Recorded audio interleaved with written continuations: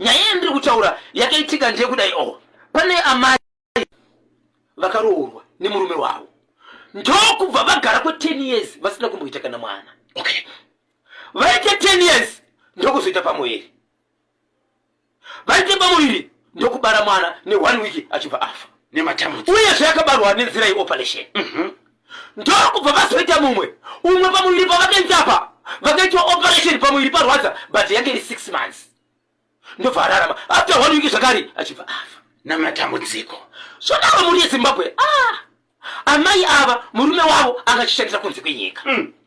Ndokubva vanzi nemurume imbauya kunoko. Umbozorora uri kupi? Uri kunoko. Amai achibva vaenda. Vari mukati mekuenda havana kukwira bhazi. Vakabva vakwira truck. Vakwira truck ndokubva vasvika pachirundu. Vasvika pachirundu. Time yakakwira gonyeti. Kubva kwavakabva vachinopinda muchirundu kwanga kwakumapasi tidzemanheru. Zvikanzi isu asiri chite sei tichifamba mumoto manga mune varume 4 muine vakadzi 4 but kwete vanozivana aiwa varikufambidzana.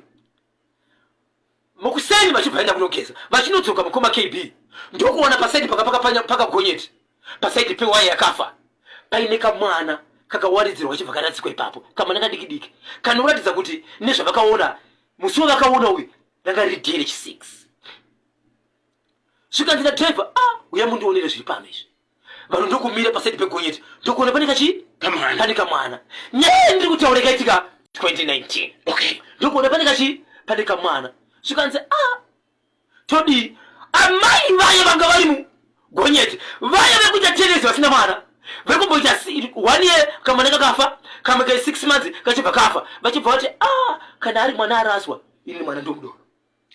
Uyu mwana ndisikuzokusiya angari mupenyu ere angari mupenyu mwana. Okay. Pasaidi pemwana panga panika pepa kaningika kati pachidhino chekati iri chinoratidza kuti chipatara chakabarirwa mwana uyu ndechipika panga pakajikika asi panga pane zita ranga riripo sokuti Washington Junior Boshongora raioneka. Okay.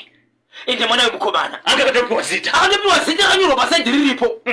But chidhino chechipatara chaina kuratidza kuti Murambinda kana kuti Nyamapanda ukada kuverenga ndo zvaibuda kuti inenge Murambinda inenge Nyamapanda.